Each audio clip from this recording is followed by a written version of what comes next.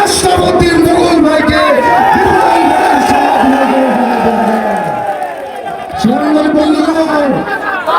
দীর্ঘ 17 বছর রাজপথে থেকে আন্দোলন করেছি, লড়াই করেছি, রক্ত দিয়েছি, জেল খেটেছি, আমাদেরকে কিন্তু দাবিয়ে রাখতে পারে নাই সবাই।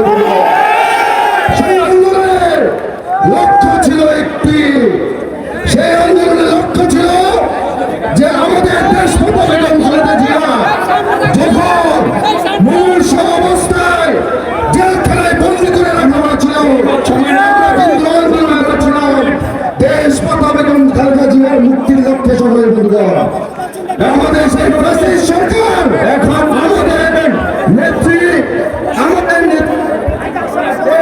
বেগম খালেদা জিয়াকে কিন্তু চিকিৎসা করার সুযোগ দেয় না। এখন